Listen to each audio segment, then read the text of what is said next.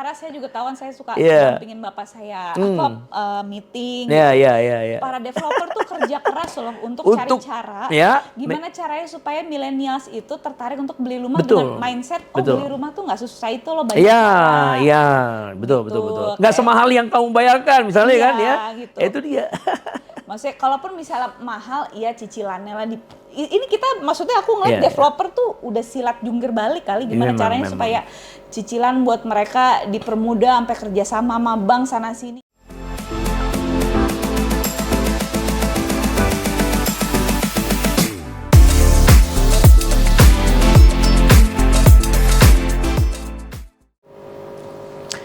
Sobat Panangian, saya mengundang seorang bisa dibilang artis karena kebetulan juga dari keluarga artis. Bella Fauzi, putri dari rekan saya Ikang Fauzi, legend rocker di Indonesia. Nah, Sobat Panangian, saya akan mengajak Bella untuk ngobrol-ngobrol santai tentang bagaimana rasanya anak dari seorang Ikang Fauzi tentunya, dan bagaimana dia bisa membantu orang tuanya yang sekarang ini aktif di bisnis properti. Karena dia juga berminat nanti untuk masuk di bisnis properti.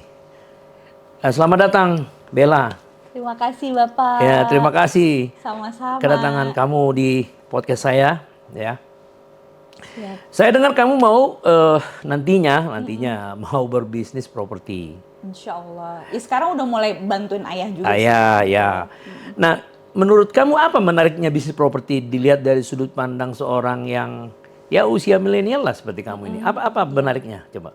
Sebenarnya sih kalau saya lebih ke simple aja sih mikirnya, karena kan properti itu termasuk bagian dari human based needs gitu. Kita kan punya 3 kebutuhan dasar, ada sandang, papan, sandang, papan, pangan ya. Sandang, papan, pangan ya. Iya, betul. Nah itu kan ya papan kan berarti kan bisa berarti ya rumah tinggal dan itu ya salah satunya ya properti ya rumah, dan ternyata tuh nggak berhenti di situ aja gitu ya kan Pak. Ya, betul. Properti itu tidak hanya sekedar rumah atau apartemen, tapi juga dia bisa menyangkut sampai ke bangun rumah sakit, bangun sekolah, mall, kantor ya kan. Bahkan sekarang kan lagi banyak konser-konser nih Pak. Dan untuk pelaku-pelaku kreatif seperti saya nih, kayak pembangunan venue baru atau kafe, tempat-tempat hub baru gitu kan. Banyak mungkin tempat-tempat yang bisa di-create untuk dijadikan wadah pelaku-pelaku kreatif untuk berkarya atau untuk menampilkan performance music mereka gitu misalnya, atau mungkin teater. Nah itu kan kalau misalnya ngomongin bangunan gedung, jatuh-jatuhnya ke properti lagi. Betul. Jadi sebenarnya properti itu luas sekali. Gitu. Nah kalau kamu, saya tanya, kira-kira nanti kalau mandiri kamu menjadi orang yang memiliki kesempatan di bisnis properti, kamu maunya sebagai apa? Di bisnis properti itu ada sebagai investor, di luar memiliki. Kalau udah kaya nggak mungkin mau jadi investor. Cuman saya nabung dulu. Ya, atau developer. Seperti papi kamu. Ya kalau sekarang sih belajarnya masih bantuin developer, jadi mungkin bantuin developer ya. Itu juga kan developer saya lebih ke kayak bikinin konten gitu. Jadi kalau misalnya ada rumah contoh baru nih, saya suka bikin konten house tour gitu supaya orang lihat. Kayak ini kan saya di project Ayah kan ada yang di Serang Timur Pak. Ada beberapa, salah satunya ada yang Bumi Mutiara Serang dan Sepang Mountain Residence. Nah saya lebih sering bantuin yang di Bumi Mutiara Serangnya. Itu kita ada beberapa klaster, ada yang komersil dan FLPP. Nah yang FLPP itu yang Simponi, dan yang komersil tuh ada Signature. Dan juga satu lagi itu Signature sama aku lupa ya. Simfoni, Signature, sama satu lagi. Ya anggaplah apa gitu, nggak masalah. Iya. Saya jadi tegang nih. Nggak masalah. Mungkin lupa, nggak apa-apa. Terus. Jadi kamu membantu di bidang pemasaran sebenarnya. Pemasaran. Konten gitu. Ya. Iya betul. Premier. Nah itu jadi ada Signature dan Premier itu yang bagian komersil. Nah kita sekarang tuh lagi menggenjot yang cluster Signature, karena kita punya konsep mezanin gitu Pak. Dan ada rooftopnya, dan ada backyard, ada taman belakangnya. Pokoknya cakep lah si cluster Signature itu gitu. Dan pokoknya kalau di Serang Timur tuh masih di bawah 1 M tuh masih bisa dapat rumah yang bagus banget Pak, gitu. Iya. Tugas saya gimana caranya saya bikin konten yang menarik supaya saya bisa membantu tim marketing untuk menjual ini nih ke calon konsumen tuh bisa mereka tertarik nih beli kita dan gitu. Menurut analisa kamu besar efeknya?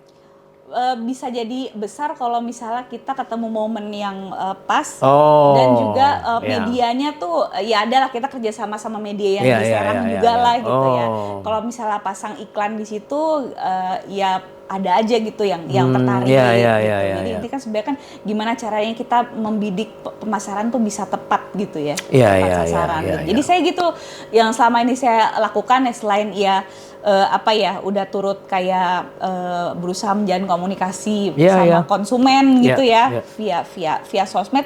Aku juga waktu itu bikin beberapa kali kayak house tour.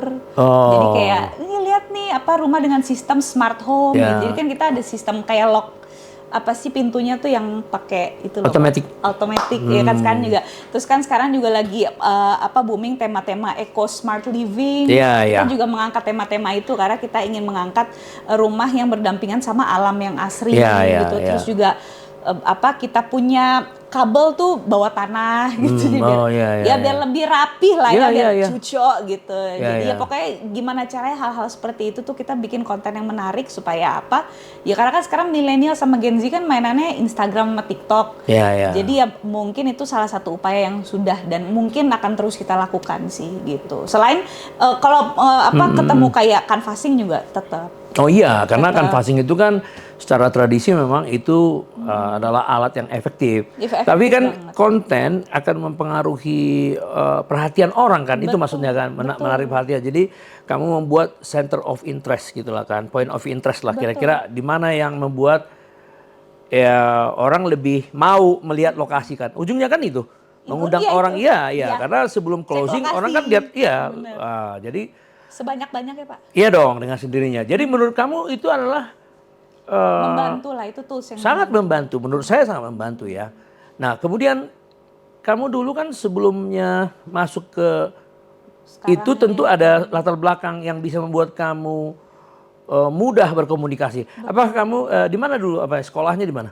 Dulu saya kebetulan dari D3, S1, S2-nya itu di UI, alhamdulillah. Jadi dulu berarti memang kamu pinter ya? Enggak. Saya nggak pinter. Kalau nggak pinter, mana bisa masuk UI kamu lagi? Anak-anak sekarang banyaknya lebih pinter, D3, S1, S2 di situ juga ya? Luar biasa ya? Alhamdulillah, karena emang saya ngerasa otak saya ngepas, jadi saya harus ngejar sekolah yang bagus supaya orang lebih percaya lah, saya bisa kerja gitu. Gitu. Jadi jurusan komunikasi ya? Iya, dulu D3 bahasa Inggris, terus saya lanjut ke S1 Humas, Pak. Humas, Public Relations sama aja, PR. Betul, dan S2-nya Marketing Komunikasi lagi. Dan saya juga lama bekerja di media, dulu saya sempat kayak jadi news anchor dan reporter gitu ya di beberapa stasiun televisi swasta, dan sampai sekarang presenter dan MC-nya alhamdulillah masih lanjut sih.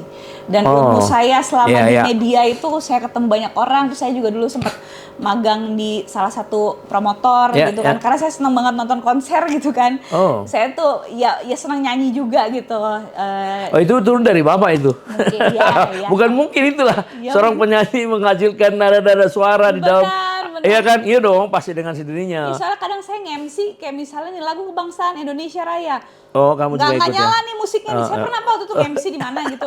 Menyanyikan lagu Indonesia. Akhirnya kamu yang nyanyi. Akhirnya saya Pak jadi dirjen. Choir. Hiduplah Indonesia Raya. Iya. Untung bisa Iya. Karena waktu itu korslet ini. Terus kemudian MC itu harus gitu, jadi di mana ada kekosongan di situ kita mengisi Pak. Gitu. Berarti ada dong yang membuat kamu lebih kuat sebagai endorser. Saya kan melihat IG kamu tuh banyak mengendorse produk-produk yang kamu pakai sendiri, yang banyak dong hubungan dari apa yang kamu jalani dalam sekolah. Alhamdulillah. Dengan apa yang kamu geluti sekarang. Alhamdulillah lebih ke kayak lebih bisa mengembangkan sih. Iya dong, karena basicnya kan PR dan komunikasi kan inline itu kan. Jadi itu yang membuat kamu bisa lebih mudah menerima job-job endorsement gitu ya. Itu yang membuat kamu lebih mudah juga mengerjakan bantuan pengisian konten kepada untuk membantu ayah ya. Betul. Menurut saya tuh ilmu apa ya, marketing sih sebenarnya lebih marketing, komunikasi. Kalau komunikasi marketing markom lah gitu. Iya dong, markom. Itu bisa diterapkan di berbagai macam bidang, siapa ya kalau bidangnya itu kaitannya sama bisnis gitu ya. Seperti properti gitu misalnya. Bisa lebih ke ya how we market our product gitu lewat tools yang sekarang ini lagi digandrungi anak-anak muda gitu kan. TikTok, Instagram gitu. Malah saya sekarang kayak ini kayak TikTok nih harus lebih digalakin lagi nih gitu, karena sekarang tuh dari TikTok tuh juga udah mulai TikTok berbayar gitu kan, dan ternyata emang segitunya dampak media sosial itu kalau misalnya kita tahu gimana cara menggunakannya dan konsisten, itu yang susah sih Pak. Baik, lama-lama kira-kira udah berapa lama kamu menerapkan membantu proyek yang di Serang itu sehingga kamu bisa dapat kesimpulan, oh ini efeknya bagus atau ini harus begini. Berapa lama kamu sudah melakukan itu? Dari tahun 2019. Oh, berarti sudah lumayan ya? Iya. Ya tentu kamu, iya dong, enggak lumayan karena gini, satu siklus proyek itu kan paling 5 tahun ya, pengembangan yang katakanlah skala 3 hektar itu kan 5 tahun. Artinya kalau yang disebut konsisten, mulai dari launching sampai di penjualan klaster-klaster baru kalau ada sampai selesai itu kan memang itu yang disebut konsisten gitu. Kalau kamu melakukan itu mulai 2019 ya udah cukup konsisten kalau sampai sekarang. Iya, tapi maksudnya 2019 tuh nggak langsung sih. 2019 tuh kan saya lihat dulu, baca dulu, karena kan niat saya waktu itu menyesuaikan apa yang dibutuhkan ya. Saya waktu itu bilang sama ayah saya, aku kan punya ilmu nih, aku udah pernah kerja juga di tempat orang gitu. Aku pengen ilmu aku ada dong yang bisa bantuin, karena emang I would love to help my family's business gitu. Kayak kalau emang gue bisa bantuin orang lain dan diri sendiri, kenapa nggak buat keluarga? Enggak gitu. Dan emang properti itu ya itu yang seperti aku bilang tadi, part of our basic needs. Jadi semua orang menurut aku perlulah punya ilmu properti, mau apapun. Bisnisnya ya. Iya kan? Iya betul. Setuju. Ya udah dari situ pas tahun 2019 pertama kali aku ya mulai ikut ke proyek gitu, aku lihat gitu, dan emang rumah itu kalau udah jadi kan emang bagus ya kalau misalnya udah mulai ada pembangunan apa segala macam. Tapi kalau kita tahu yang dari nolnya gitu kan, terus sampai jadi kita tahu perkembangannya tuh, kita tahu dulu awal-awalnya susah-susahnya tuh gimana, belum perizinan apa ya, banyak lah pokoknya gitu. Nah di situ tuh aku sambil membaca gitu. Oh ini seperti ini, kira-kira apa yang bisa aku bantu. Nah akhirnya ya dari dari basic aku sebagai anak komunikasi dan aku juga pernah kerja di media gitu. Aku ngerasa aku punya skill komunikasi yang cukup baik lah gitu. Mungkin dari situ tuh aku bisa menggunakan untuk membantu penjualan. Orang tua, Nah, gitu. Berarti bisa nggak saya simpulkan bahwa pada saat kalau kamu menjadi pebisnis properti adalah ingin menjadi developer seperti yang dikerjakan ayah kamu sekarang? Kalau untuk sekarang sih ya nantinya. Mungkin aja. Ya, karena kalau misalnya nanti saya udah lebih kaya lagi, mungkin investor. Iya. Itu duitnya harus baik dulu Pak. Iya, tapi sebenarnya. Ya kali aja dikabulin, ada malaikat lewat, amin. Iya. Nggak, sebenarnya investor juga dengan modal-modal kecil juga boleh. Sekarang ini ya, zaman sekarang ya. Saham juga sekarang cuman bisa berapa ratus ribu udah bisa. Iya, dengan media tertentu yang diciptakan. Aplikasi tertentu bisa. Tetapi properti syariah juga ada, penanam modal syariah. Betul. Properti itu memang kalau dari mulai jadi investor kita kan bisa mulai kalau misalnya 100 juta juga bisa. Kalau contoh misalnya kamu membeli sebuah ruko lah katakan ya, seharga 800 juta ya, mungkin kayak di Serang masih banyak gitu ya, contoh. Lalu disewakan kepada pihak bank yang mau menyewa di situ tempat itu. Nah, dengan modal 10% kan kita bisa menggunakan uang bank. Ya, kita kan hanya memberikan DP, itu contohnya gitu. Jadi sebagai investor pemula itu bisa mulai dari modal 100 juta bisa. 100 juta. Tapi kalau jadi developer nggak mungkin. Karena apa? Kita harus beli tanahnya. Iya. Nah, kalaupun kita nggak beli tanah, kerjasama, tapi kan juga harus minimal ya mungkin 500 juta minimal kan, ya gitu loh. Jadi sebenarnya kalau tingkatannya sebenarnya investor lebih mudah dimasukin oleh milenial. Karena bisa smaller amount, lebih kecil ya, smaller amount. Jadi menurut saya gini loh, dengan bisnis yang sudah kamu geluti sekarang kamu udah bisa ya.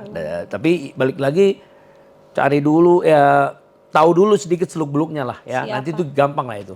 Saya masih belajar kok. Ya, saya nanti bisa, menarik. saya akan mengundang kamu nanti belajar. Nah, sekarang saya mau tanya, menurut pandangan orang sekarang ini, zaman sekarang katanya banyak orang yang di luar sana, terutama milenial ya, tidak berpikir, even punya rumah pun dia nggak berpikir sekarang ini. Nah, fenomena apa ini? Apa ya, mungkin kalau menurut aku sosialisasi bahwasannya rumah itu Tidak perlu. enggak iya, mereka mungkin lebih ke kayak apa ya, informasi yang sampai ke mereka tuh kayak tempat-tempat yang seru untuk traveling, atau sekarang kan udah mulai kayak banyak konser-konser iya, gitu betul, kan. betul. Tapi sebenarnya konser juga sama, kalau buat DP rumah harganya ya mungkin ada yang kalau misalnya sampai konser puluhan juta, mungkin DP rumah juga ada yang lebih murah dari Makanya itu, saya heran, kenapa milenial sekarang lebih tidak pernah berpikir untuk punya aset gitu loh, dibandingkan dengan zaman saya dulu ya.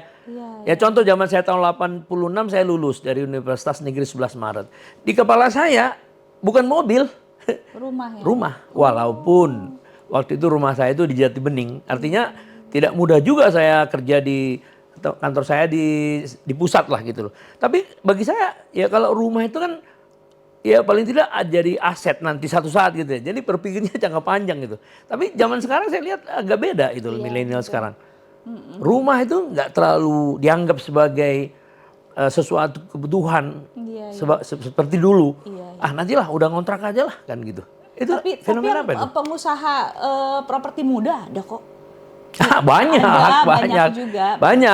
Tapi maksud saya milenial, presentasi yang seperti kamu ingin mandiri, bahkan ingin menjadi developer, itu udah dibandingkan jumlah milenial yang ada itu jauh lebih sedikit. Karena jangan salah loh, sekarang ini kan milenial mendominasi ya kan, menurut suatu penelitian bahkan yang layak jadi pemilih untuk pemilu tahun depan itu 60% lebih itu milenial. 60% lebih loh, ya kan? Jadi menurut saya ini layak didiskusikan karena banyak orang yang tidak lagi berpikir rumah sebagai kebutuhan dasar. Mungkin karena pengaruh tadi itu kan, dia lebih senang enjoy ya. Banyak promo-promo gitu, Pak. Sebenarnya mungkin karena medsos juga ya mempengaruhi kan, promo. Iya, kayak kalau misalnya kita ngeliat aplikasi yang buat beli-beli tiket pesawat atau booking hotel. Ya kemana-mana, pergi kemana-mana kan. Terus konser dan segala macam lah. Itu part of lifestyle sih. Part of lifestyle. Iya, udah dibikin jadi kayak lifestyle gitu. Jadi ya mungkin tantangan juga sih, karena sekarang tuh orang kan mikirnya image-nya, apalagi kalau di lokasi-lokasi yang mereka anggap strategis gitu, harganya kan udah nggak terjangkau, gitu. Akhirnya mereka cari mungkin alternatif lain yang ini udah mungkin menurut mereka bisa lebih affordable, mereka kelihatan keren dengan melakukan itu gitu. Kayak misalnya, ya even saya sendiri juga ada kadang kayak kalau misalnya kemarin saya habis ke Jogja nonton salah satu festival jazz di Jogja gitu, karena ada yang pengen saya tonton. Saya tuh ngerasa kayak gue seneng nih gitu, karena emang ada kepuasan yang aku dapat ketika melakukan aktivitas nonton konser itu gitu. Jadi mungkin awareness-nya kali ya, awareness-nya memang mungkin harus kita cari cara supaya bisa mensosialisasikan dengan baik, kayak ya lo nggak apa-apa jalan-jalan terus juga nonton konser. I know it's a part of, you have to indulgence, maksudnya make yourself happy, tapi juga jangan lupa bahwa rumah itu kebutuhan dasar kamu. Nah itu maksud saya. Jadi gitu kali ya. Dulu ada statement dari Menteri Keuangan bahkan ya tahun lalu. Wah, susah punya rumah. Ya tuh, kamu ingat tuh. Itu makin susah, orang makin parno digituin. Itu makanya, jadi saya juga bilang, loh. Jangan gitu harusnya. Iya, karena itu policy maker kok memberikan keluhan gitu loh. Justru di tengah situasi susahnya orang berpikir awareness, rendahnya awareness untuk membeli rumah, lalu dikasih lagi statement yang kontraproduktif. Setuju ya? Setuju. Padahal karena saya juga tahu, saya suka dampingin bapak saya meeting. Iya. Para developer tuh kerja keras loh untuk cari cara gimana caranya supaya millennials itu tertarik untuk beli rumah dengan mindset beli rumah tuh nggak susah itu loh, banyak cara. Iya, betul. Nggak semahal yang kamu bayarkan misalnya kan ya. Gitu. Itu dia. Maksudnya kalaupun misalnya mahal, iya cicilannya lah. Ini kita maksudnya aku ngeliat developer tuh udah silat jungkir balik kali gimana caranya supaya cicilan buat mereka dipermudah sampai kerja sama bank sana sini. Kita juga tantangannya banyak. Sama bank belum sama pemerintahan juga, ya kan? Bapak lebih tahu lah. Ya bukan, tapi oke lah. Tapi menurut kamu apakah perlu sebuah literasi yang lebih menohok pada kaum milenial ini untuk meningkatkan awareness-nya tentang kebutuhan rumah, ya kan? Itu pasti. Ya, cara apa menurut kamu yang bagus? Apakah perlu pemerintah memberikan contohnya nih sekarang insentif untuk membeli rumah untuk kaum milenial khusus gitu? Perlu. Perlu ya? Perlu dong. Oh, supaya mempermudah lah. Ya, saya kira iya. Jadi seolah-olah ada sosial. Nggak bisa bergantung sama pemerintah sih, cuman maksudnya. Nggak, stimulus. Ya, karena kan tadi sosialisasi bisa kita bantu ya for free untuk pemerintah. Tapi karena pemerintah sangat concern kepada the future generation, saya kira mereka merupakan tugasnya dia. Jadi jangan seperti kata Menteri Keuangan makin sulit, jangan. Oke, itu faktanya makin sulit, tapi apa solusinya? Apa yang government bisa kasih ya?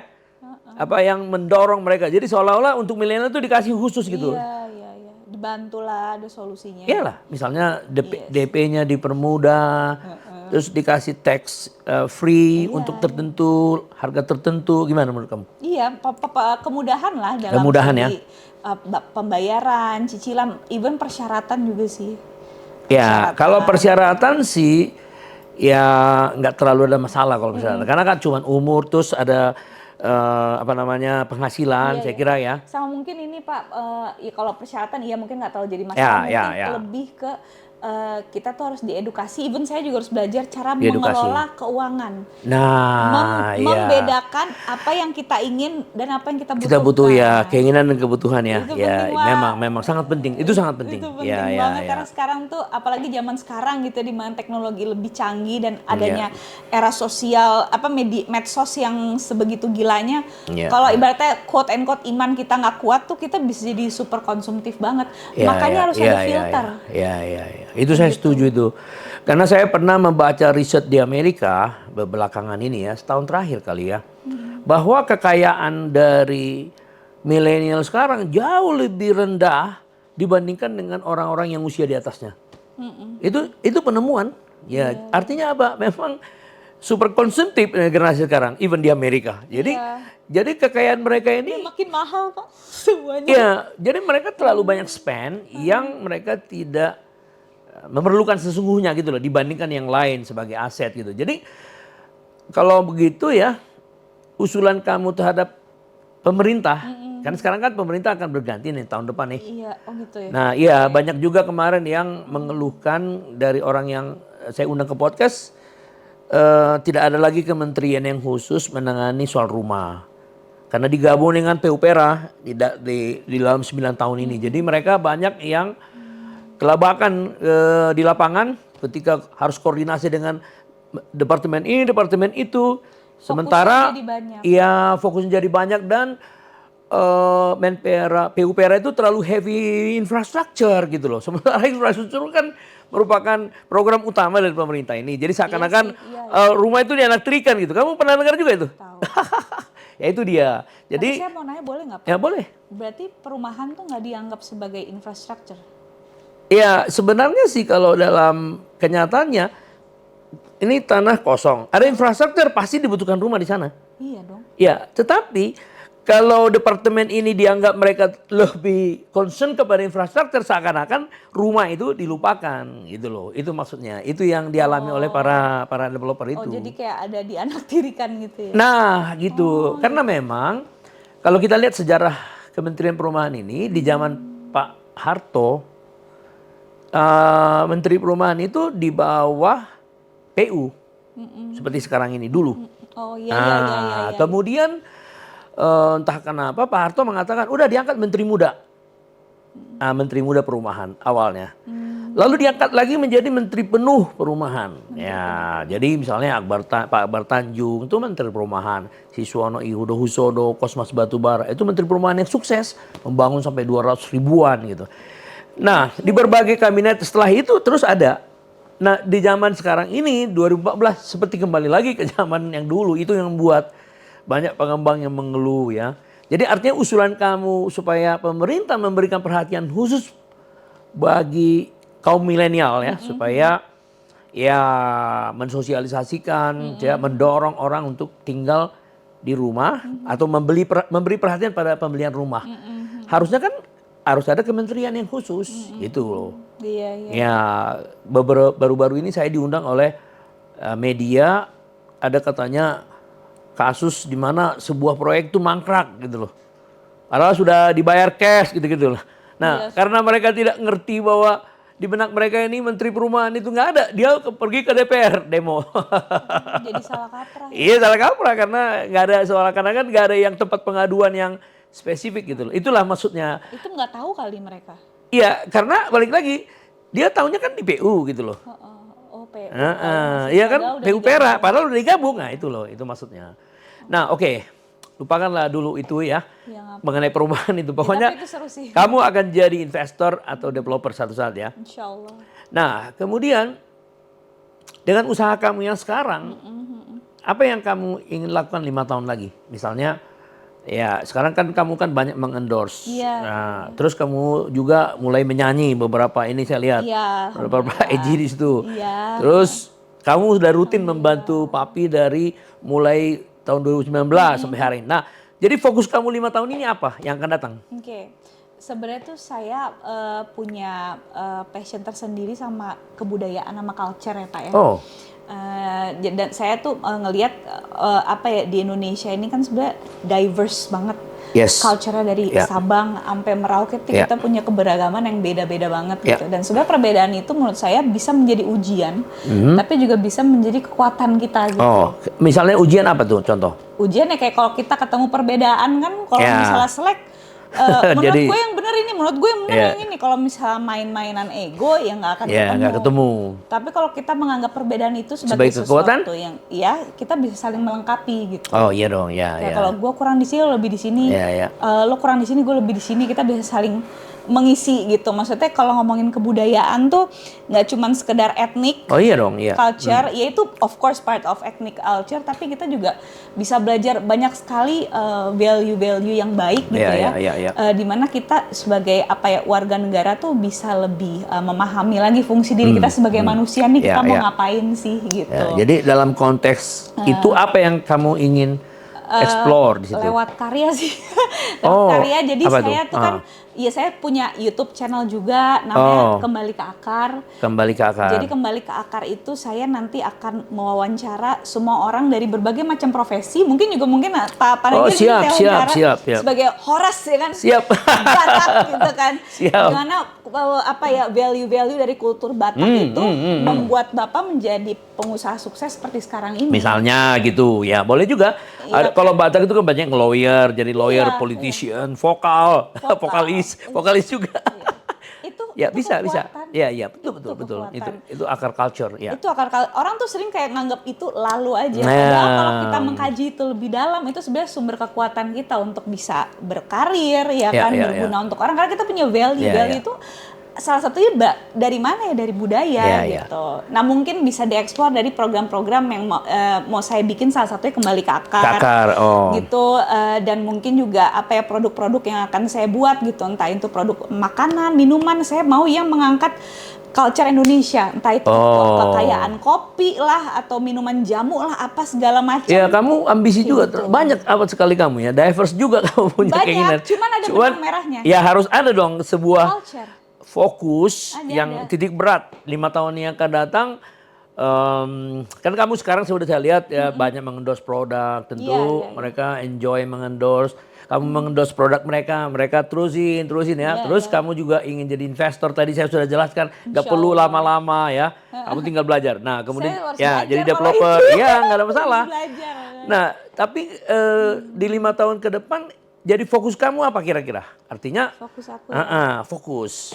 Aku ini sih pengen lebih mengembangkan musik aku juga sih. Oh. Karena dari musik itu aku pengen nggak cuma sekedar bikin lagu, tapi aku mengembrace etnik Nusantara juga. Oh. Gitu. Gimana caranya etnik Nusantara ini musiknya bisa diminati oleh kaum muda lah, milenial Ya. maupun Gen Z. Jadi melalui musik salah satunya gitu ya? Iya, aku lagi belajar lah sekarang gitu. Jadi aku pengen karya-karya yang aku bikin tuh aku pengen nggak cuman yang penting gue nyanyi orang suka nggak, tapi gue pengen ngangkat roots kita juga sebagai Indonesia gitu ya. Kayak gitu. Oh, luar biasa ya. Jadi bisa dikatakan dia itu luas juga. Ya luas juga ya, tapi artinya gini, saya bisa mengambil kesimpulan 5 tahun ke depan kamu jadi investor sudah bisa, ya kan, tinggal belajar ya, kan, dan modalnya tidak perlu banyak. Kemudian kamu akan mengembangkan vokal, ya musik ya, dengan segala visi dan misinya, dan kemudian menjalankan bisnis yang sekarang masih ada dan tetap membantu orang tua ya. Tetap ya. Dan saya percaya meskipun kesana kayak banyak banget sih beda-beda, tapi itu akan ada benang merahnya kok. Pasti akan ada benang merahnya, minimal yang manfaat buat humankind gitu. Karena saya juga diajarin dalam berproperti itu kayak ayah saya kan di Bumi Mutiara sekarang dia sama partnernya nggak cuma komersil aja, tapi ada FLPP. Kenapa sih FLPP gitu? Padahal kan harganya mungkin murah sekali ya. Untungnya sangat kecil. Ya, meskipun kayak kacang goreng, tapi ya tahu lah gitu. Nah, karena kata ayah saya ya, ayah pengen ada berkahnya di sisi visi misi sosialnya. Kamu membantu orang kecil untuk punya rumah, mereka punya kehidupan yang lebih baik, itu kan. Itu betul itu ya, itu sangat betul ya. Oh jadi ada misi sosial. Iya. Jadi kamu juga dapat inspirasi dari situ ya. Iya. Jadi kalau kamu jadi developer juga FLPP akan dikembangin ya. Insya Allah. Ya, karena memang kebutuhan rumah kita ini ada istilah backlog. Nah, backlog itu dari mana sih? Gini, dari anggaplah 270 juta penduduk ya. Terus kalau satu rumah 4 orang, berarti kan ada di Indonesia ini rumah 67,5 juta kan? 270 dibagi 4. Oke. Ya dong. Nah, tetapi setelah disurvei ternyata yang punya rumah sendiri itu cuma 55 juta. Berarti ada less, ada kurang gap, ada namanya backlog 12,5 juta. Ya, family yang tidak tinggal di rumahnya sendiri. Di mana tinggalnya? Ya, ada yang di bawah langit lah. Di bawah langit berarti bisa di bawah Indah semua. Di bawah rumah mertua Indah dan lain. Nah, itulah persoalan dari housing backlog Indonesia. Nah, pada zaman tahun kemerdekaan, pada tahun 50 ada kongres perumahan yang diadakan oleh wakil presiden pada zaman itu Pak Soekarno, Muhammad Bung Hatta mengatakan bahwa 50 tahun Indonesia merdeka, sejak tahun 50 ini harusnya sudah merdeka untuk memiliki rumahnya sendiri. Jadi kalau 50 tahun 50 kan tahun 2000, sekarang udah 2023, malah nggak kurang 12,3 juta. Itulah problem kita. Jadi apa yang dibilang papi kami itu benar, bahwa semakin banyak orang yang concern, berpikir untuk merumahkan keluarga-keluarga yang middle lower, itu semakin bagus. Itu dapat berkah surga itu.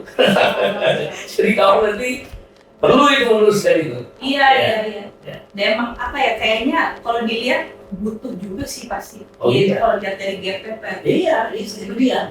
Nah, apalagi kalau nanti ada milenial dari pemerintah khususnya ya, ada support intensif lah. Ya, insentif dan itu akan membuat lebih cepat lagi orang lebih cepat lagi orang dirumahkan ya. Jadi ini sangat bagus sebenarnya. Jadi tujuan kamu jadi developer ini sangat bagus untuk khususnya mentarget orang yang menengah bawah. Walaupun kamu tidak dilarang untuk membangun rumah komersial. Iya. Itu saya belajar dari ayah sih. Bagus. Saya baru tahu ternyata jadi pengusaha tuh masih harus ya mikirin sisi sosial, jadi nggak cuma untung-untung aja, ya meskipun dari situ juga dapat untung, tapi ada misi sosial. Harusnya sih nggak ada. Banyak developer besar nggak pernah membangun itu sama sekali sejak 50 tahun lalu. Harusnya nggak ada. Tapi itu inisiatif yang muncul dari keberpihakan ya. Itu dari dalam, dari dalam seseorang. Makanya saya sangat respect kalau ada orang yang memberi perhatian di situ gitu. Terima kasih. Jadi hampir semua perumahannya proyeknya saya perhatiin ada FLPP. ya. yang di Sepang Presiden sama Bumi Mutiara Serang tuh nggak cuma komersil aja. Nah, tadi kamu bilang begini, dari milenial ini literasi finansial perlu, how to manage the money ya. Kalau saya yang masih perlu. Ya, saya kira juga gitu ya. Iya. Jadi financial literacy yang membuat membedakan ya paling basic itu membedakan kebutuhan sama keinginan ya. Ya, tapi kira-kira kalau menurut kamu kalau budget ya, kalau soal budget nih, kalau di Indonesia kan gini, kalau perumahan itu, misalnya kamu mau membeli rumah, ditanya gajinya berapa? Nah, jadi sepertiga gajinya yang disisihkan untuk beli rumah. Jadi kalau misalnya gajinya 10 juta misalnya, berarti yang bisa disisihkan untuk membayar cicilan itu 3 juta. Nah, dari 3 juta ini berapa tahun dia cicil, misalnya 20 tahun. Nah, dia nanti akan ketemu harga rumah berapa yang kamu affordable, yang bisa kamu jangkau gitu kan. Nah, jadi memang di Indonesia kebanyakan daya beli Indonesia itu masih menengah ke bawah. Itu makanya itulah cocoknya dengan harga FLPP tadi. Itu sebabnya juga sih. Ya, pemerintah selalu mengontrol itu gitu. Nah, tetapi kalau saya lagi tadi lihat banyak yang nggak terlalu perhatian sama rumah, mungkin karena terlalu jauh. Apa mungkin karena terlalu jauh harga rumah yang bisa dijangkau atau gimana? Ya itu juga. Jadi padahal kan sebenarnya kan tergantung daerahnya juga. Cuma emang menjadi masalah itu sekarang kalau misalnya untuk orang Jakarta ke Serang kan mungkin agak jauh ya Jakarta, mungkin Jakarta kota gitu. Kecuali kalau misalnya Jakarta Selatan atau misalnya Tangerang masih oke lah gitu. Cuman kalau untuk sekitaran Jakarta sendiri, saya juga banyak merhatiin kalau misalnya emang mereka budget kayak terbatas gitu ya. Jadi kayak kamu luar kota, kayak Bogor atau mana gitu. Nah itu juga sebenarnya jauh banget kan. Karena tapi kalau dengan transportasi yang bagus harusnya sih enggak. Harusnya kalau LRT ada. Iya. Ya, memang sekarang belum ada. Tapi kalau LRT ada kan tahun ini kalau nggak salah. Iya, lagi dibangun. Iya, udah selesai dibangun. Bahkan udah dites gitu loh. Jadi saya kira sih nggak akan ada masalah kalau transportasi ya. Iya. Ya, yang penting keterjangkauan. Nah, ya ngomong-ngomong sekarang gini, saya coba tanya kamu mengenai hidup di apartemen. Oke. Belakangan ini banyak pengembang yang mengeluh kan bahwa apartemen yang kosong di tengah kota. Ketika terjadi pandemi dulu itu banyak orang yang mulai meninggalkan Jakarta karena work from home, bisa di mana aja dia. Akhirnya yang akhirnya terjadi dia sudah mau hidup di star rutin di high rise building ya dia makan. Akhirnya dia keluar dari sana malah jual. Iya. Nah, menurut kamu gimana sih perbedaan antara minat kamu sebagai milenial tinggal di apartemen dan tinggal di rented house? Apa perbedaannya? Ini maksudnya dari sudut pandang saya pribadi. Ya, andai kata kamu mungkin orang berbeda ya. Ya, kalau andai kata kamu diminta lebih suka mana di landed atau di apartemen? Kalau saya pribadi ya. Landed. Kenapa? Landed karena nggak tahu, kalau saya kan orang itu Tradisional. Iya, tradisional juga, terus mungkin agak-agak spiritual gitu. Dan saya pernah baca di ini sebenarnya penjelasan lebih ke kayak spiritual human being aja ya. Tapi boleh setuju, boleh enggak? Boleh. Saya tuh follow Instagramnya Robin Sachdev. Dia ada orang India yang tinggal di Bali gitu. Dia bilang katanya manusia itu paling enggak setiap hari harus berinteraksi, kayak kaki kita tuh harus menginjak bumi, tanah, terus harus ngerasain ada di alam gitu supaya nggak gampang depresi gitu. Dibanding kalau misalnya di dalam duduk kantor ya, atau misalnya kayak tinggal di apartemen gedung gitu, ternyata human body itu tidak dirancang untuk itu gitu. Jadi paling nggak dalam sehari itu sempetin lah minimal paling nggak ya beberapa menit atau setengah jam gitu untuk kayak benar-benar being with nature. Ya, tapi kalau desain sekarang itu sudah dipikirkan semua itu. Pasti. Sudah di luar ya kan. Ya kan bisa keluar. Iya. Jadi saya kira enggak. Kalau desainnya udah memungkinkan itulah. Iya, oke. Tapi kalau itu kan kalau aku ya. Ya, nggak apa-apa. Ya, tapi menurut saya emang ini sih lebih seneng kalau ada punya rumah keluar tuh kayak ada pemandangan gitu. Iya. Oke. Ya, jadi dekat sama alam. ya. Memang itulah salah satu perbedaan Jakarta ya dibandingkan dengan Singapura, yang Kuala Lumpur, kota-kota Tokyo, Kyoto. Tata kotanya berarti. Boleh tata kotanya, tapi pemerintahnya nggak berhasil mendorong orang di kota supaya tinggal di kota, gitu. Nah, sehingga orang lebih banyak keluar kota tinggalnya, tapi di dalam kota kerjanya. Kalau transportasinya seperti yang saya katakan tadi, Kyoto nggak ada masalah karena transportasi sangat canggih kan, sangat cepat sekali ya. Yes, dengan dia dengan kota cuma 25 menit itu. Tapi kalau seperti Jakarta, om lihat ya, itu bisa makan waktu sampai 1,5 jam, 2 jam. Jadi kehidupan apartemen sebenarnya, kalau menurut pendapat saya, sangat diperlukan untuk Jakarta. Kalau di Jakarta Jakarta ya. Ya kan ya? Jakarta. Sehingga lebih efisien kan tata ruangnya. Nah untuk itu Ray harus ya sebagai asosiasi harus bekerja sama dengan pemerintah untuk mendorong anak-anak milenial sekarang mau tinggal di apartemen. Nah, mungkin sebelum beli ya sewa dulu. Jadi ada suatu model sewa beli, sewa, dianggap sewanya itu sebagai cicilan. Itu kan bisa didesain sebenarnya. Kalau menurut pendapat kamu gimana? Apakah memang perlu ada sebuah gerakan sosial dari pemerintah untuk mendorong orang milenial tinggal di tengah kota dengan pekerjaannya? Oh iya, kalau emang ada, ya kebutuhannya aku lihat sih ada yang ke situ ya.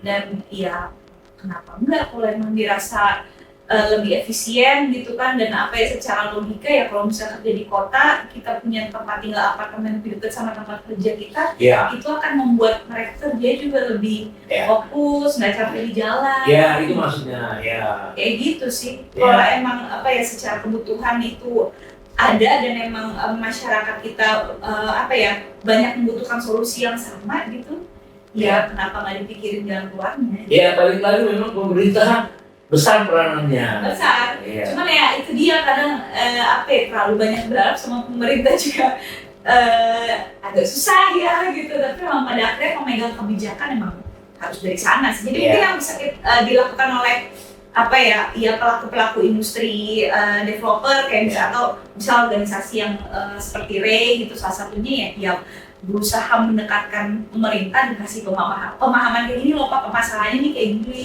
Bisa nggak kalau misalnya diupayakan supaya solusinya gini. Dan aku tahu sih upaya negosiasi itu nggak semudah kelihatan ya, tapi bisa dilakukan. Bisa dilakukan ya.